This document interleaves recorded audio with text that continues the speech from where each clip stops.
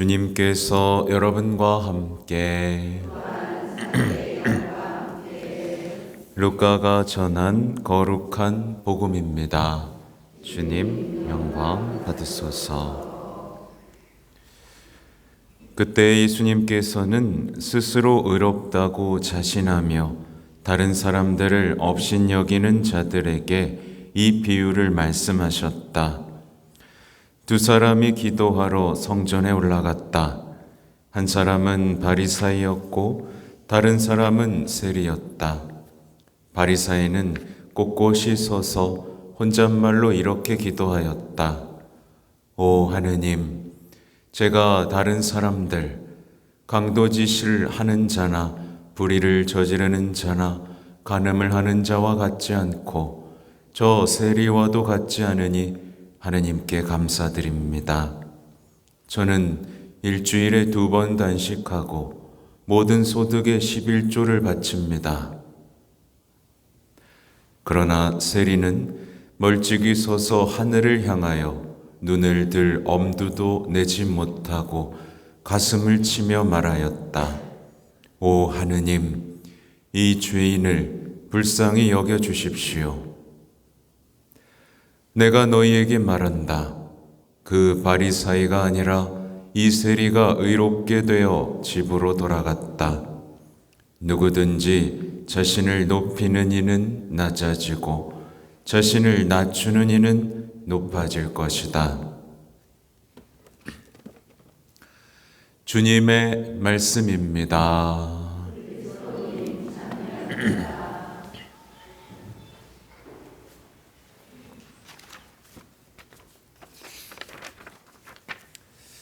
전미 예수님,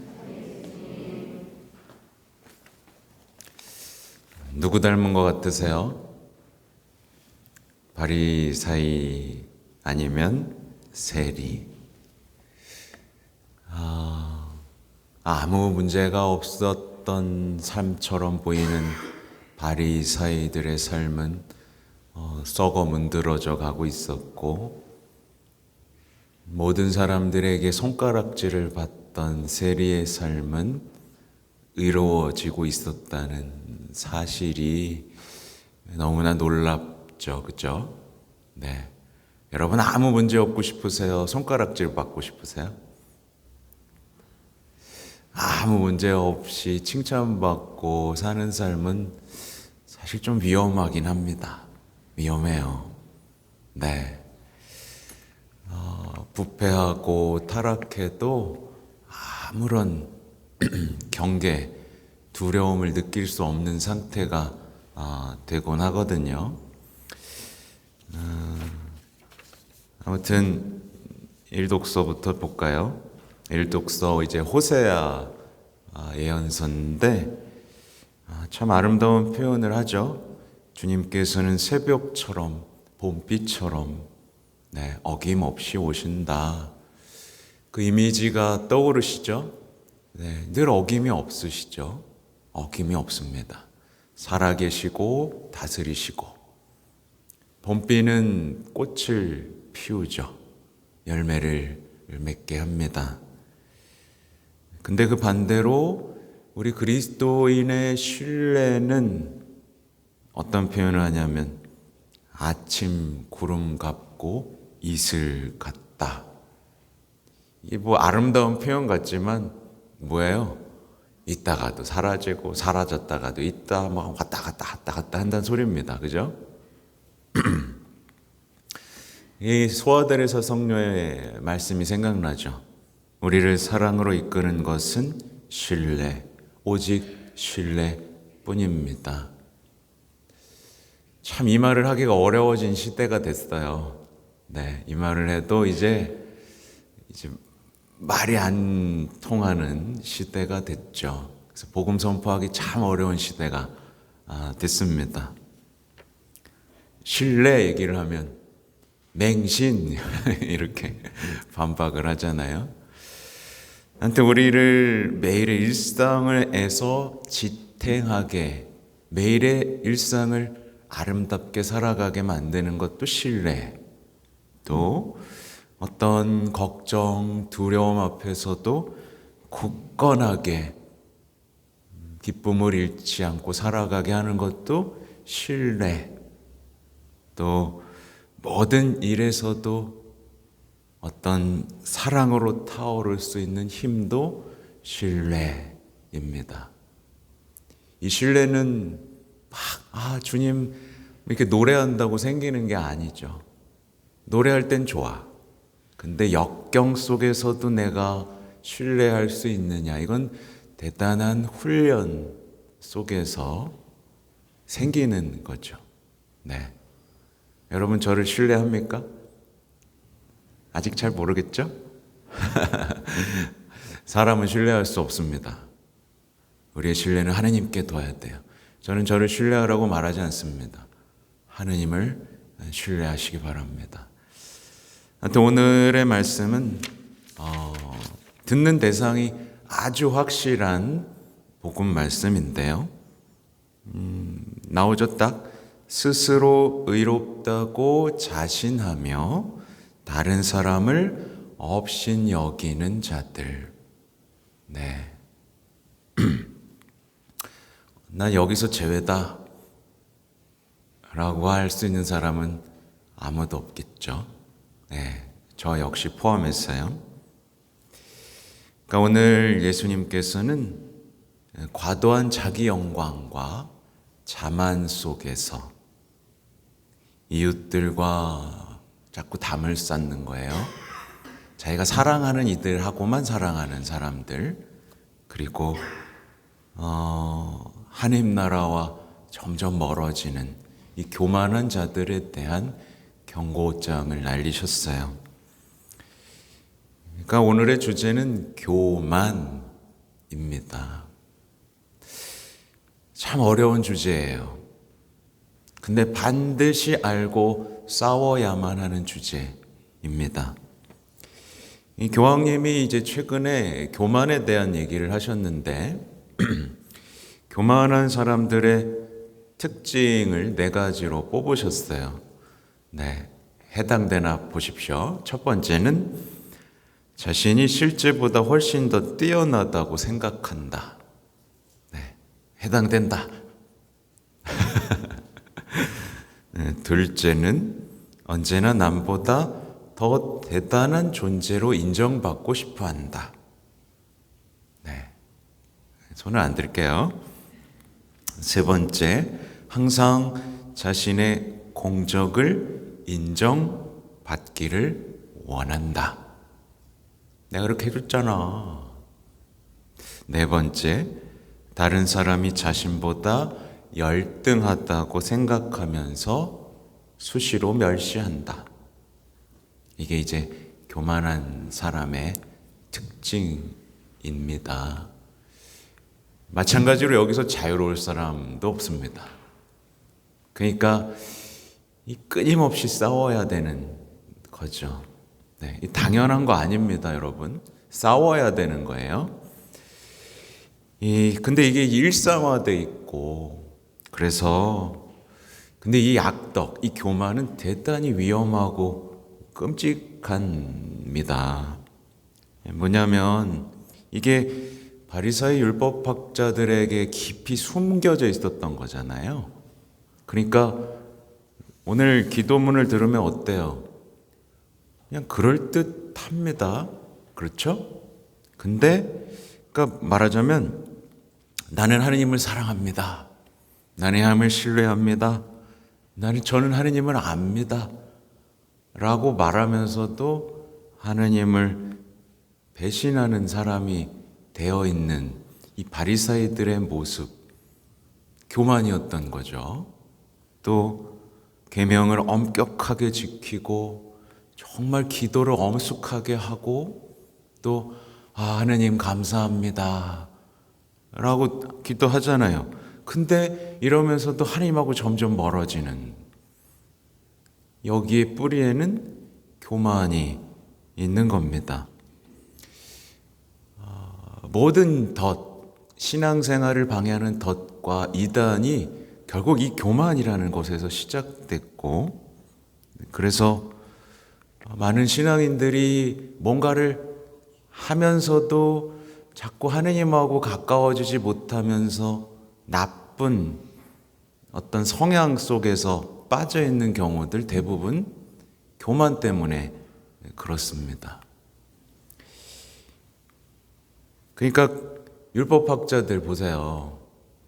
귀머거리가 됐잖아요. 그죠? 예수님 말씀을 들으면서도 못 알아듣게 됐죠.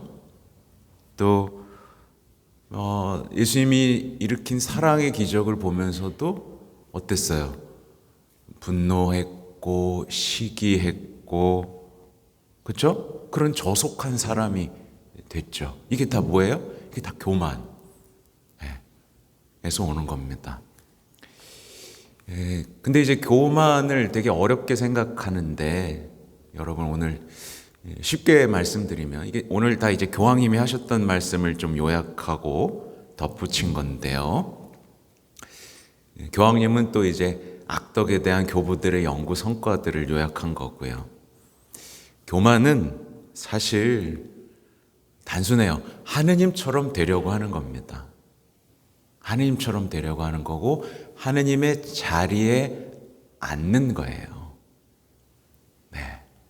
그러니까 지금 현대의 문명, 문화가 사실 교만의 문화라고 볼 수 있죠.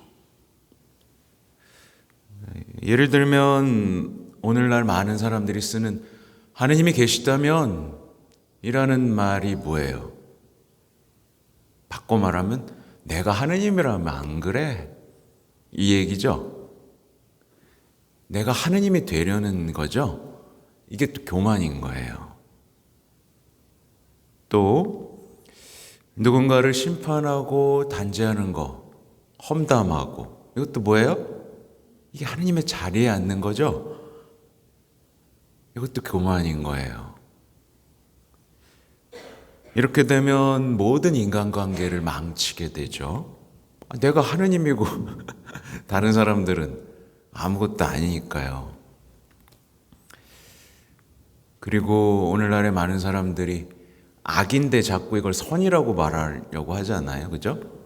뭐 예를 들면 여성의 낙태를 선이라고 자꾸 부르려고 하잖아요. 이게 뭐예요? 자기가 선과 악을 정하는 하느님의 자리에 앉으려고 하는 겁니다. 그러니까 자기가 하느님이 되려고 하는 거예요. 네. 과도하게 화를 내는 사람이 많죠? 네. 이게 뭐예요? 감히 나를? 교만인 거예요. 괜히 화내잖아요. 아무것도 아닌데. 큰 소리 지르고 분노하고 울분에 차는 것, 그건 지금 하느님께서 이 세상을 바라보며 가지시는 아픔인데 내가 하는 거예요. 다시 한번 기억하셔야 됩니다. 하느님의 자리에 앉는 것, 내가 하느님이 되려는 것, 모든 것 위에 서려는 것, 내 위에 아무것도 없게 만드는 것. 네. 그래서 잘난 사람은, 그러니까 오늘날의 문화 보세요. 내 위에 누가 있어요, 없어요? 아무도 없어요. 내가 항상 위거든요. 그죠? 교회보다도 내가 위고, 내 배우자보다도 내가 위고. 네. 다 이게 평등이라는 말로 그 누구도 내 위에 있을 수 없도록 끌어내리는, 이게 교만에서 나온 뿌리입니다. 평등은 참 아름다운 얘기인데 이걸 바꿔 말하면 내 위엔 아무도 있어서는 안 돼 라는 뜻이잖아요. 무섭죠? 무섭죠? 이게 너무 당연한 생각이고 아름다운 가치처럼 완전히 뿌리 내린 이 문화에서는 그러니까 좋은 것이 나올 수가 없는 거예요. 그러니까 보면 아담과 하와 때부터 이런 일이 있었죠. 따먹었잖아요. 너가 하느님처럼 되려고, 하느님처럼 되고 싶어서 따먹었잖아요. 그때부터 숨고 변명하고 벌어진 일들 뻔하죠? 분노하고 시기하고 따지고 반항했던 이 역사, 이게 바로 하느님과 맞섰던, 내가 하느님의 자리에 오르려고 했던 그 자리를 탐냈던 역사. 결국 바리사의 율법학자들이 하느님의 자리에 앉아 있다 보니까 하느님이 왔는데도 죽여버리죠. 내 권리를, 내가 누리던 자유를 빼앗아 간다고 생각해서 죽여버리죠. 그래서 오늘날에 하느님을 사람들은 받아들일 수가 없는 거예요. 내 자리를 빼서 내 왕좌를 내가 종이라고 이렇게 되는 거예요. 그러니까 자유를 숭배하고 평등을 숭배하는 거죠. 그래서 교만은 일상생활에 엄청난 영향을 끼칩니다. 그냥 우리가 겪고 있는 일상에서의 모든 갈등과 어려움은 다 교만에서 왔다고 해도 틀리지 않아요. 악마를 생각해 보시면 편하죠. 악마, 하느님하고 맞섰죠? 자기가 하느님보다 낫다라고 생각했던 그 악마. 교황님은 이런 얘기를 하세요. 교만에 병든 사람과는 할 수 있는 일이 거의 없습니다. 그와 대화하는 것은 불가능하며 바로잡아주는 것은 더더욱 불가능합니다. 왜냐하면 궁극적으로 그는 더 이상 자기 자신에 대해 존재하지 않기 때문입니다. 이 말이 좀 어렵지만 자기 주제를 모른다는 거죠. 자기가 피조물이고 먼지이고.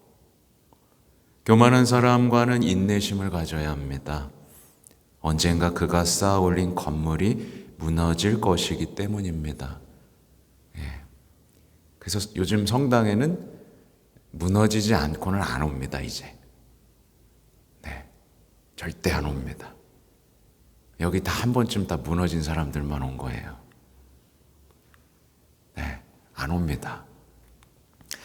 이탈리아 속담에 교만은 말을 타고 떠났다가 걸어서 돌아온다는 말이 있습니다.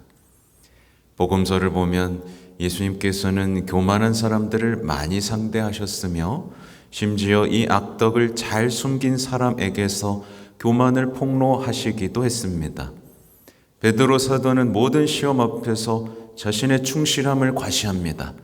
모두 스승님을 버릴지라도 저는 결코 그러지 않을 것입니다. 그러나 그도 곧 다른 제자들과 마찬가지로 그토록 가까이 있을 것이라고는 상상하지 못했던 스승님의 죽음 앞에서 두려워했습니다. 얼굴을 들지 못한 채 통의 눈물을 흘리던 베드로는 예수님으로부터 치유를 받고 마침내 교회의 무게를 감당할 수 있는 자격을 갖추게 됩니다. 처음에는 과시하지 않는 것이 나을 뻔한 자만을 드러냈지만 이제 충실한 종과 불충실한 종의 비유에 나오는 주인이 자기의 모든 재산을 맡길 수 있는 충실한 종과 같은 제자가 되었습니다. 그리스도인들은 그래서 이 교만과의 전투를 시작해야 됩니다. 교만과 싸워 이기기 위해서는 정말 많은 시간, 노력이 필요해요. 근데 사람들은 안 해요. 그리고 난 왜 믿음이 없죠? 그죠? 이렇게 자동으로 되길 바라는. 참 안타깝죠. 어쩌다가 이런 게 신앙 안에서 퍼졌는지 좀 이상해요. 예수님은 그런 얘기 한 적도 없고 교부들도 한 적이 없는데 왜 이런 얘기가 퍼졌을까? 그래서 성경에는 교만한 자들에 대한 얘기 되게 많이 나오죠. 하나님께서는 교만한 자들을 대적하시고 겸손한 이들에게 은총을 베푸신다. 야고보서 4장 6절의 말씀. 마리아의 노래에도 뭐가 있죠? 당신 팔로 권능을 떨치시어 마음속 생각이 교만한 자들을 흩으셨다. 네. 근데 교만이 뭔지도 모른 채 살아가는 그리스도인들이 있다라는 게 정말 안타깝기 짝이 없습니다. 그러니까 교만한 자들은 이게 하느님의 자리에 있잖아요. 자기가. 그러니까 주님의 것을 자신의 것으로 훔치려다가 주님의 것을 자신의 것으로 삼으려다가 쓰러지게 됩니다. 네. 악마는 교만하도록 계속, 말하자면 이런 표현을 해도 안 되겠지만 악마의 은총이라는 게 있어요. 악마도 뭔가를 줍니다. 네, 잘 되게 해줘요. 왜? 그 사람이 점점 교만해지라고. 그 사람이 점점 명예를 탐하고 그렇게 멸시하고 교만해지도록 계속 뭘 줍니다. 그러니까 자녀들 잘 나간다고 그게 하나님의 은총이라고 다 생각하면 안 돼요. 악마도 줍니다. 네.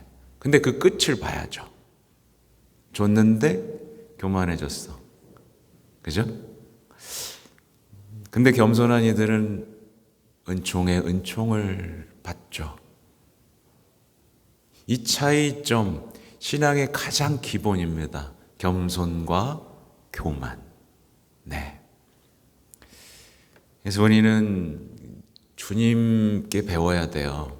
주님께 배워야 됩니다.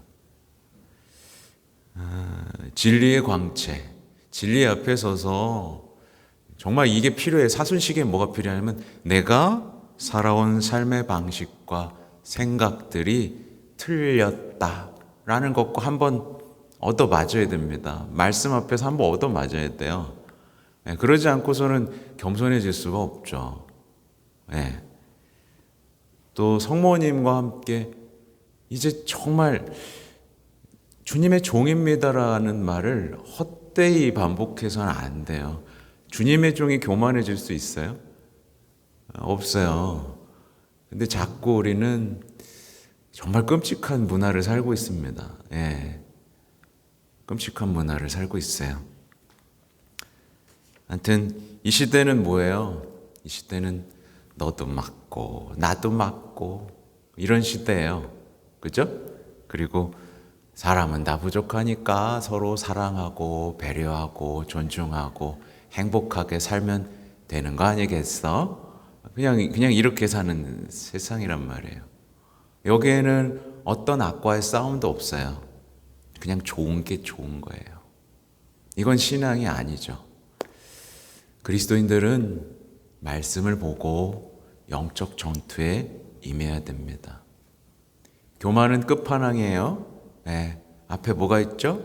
탐식도 있고 분노도 있고 슬픔도 있고 게으름도 있고 뭐 허영도 있고 참 많습니다.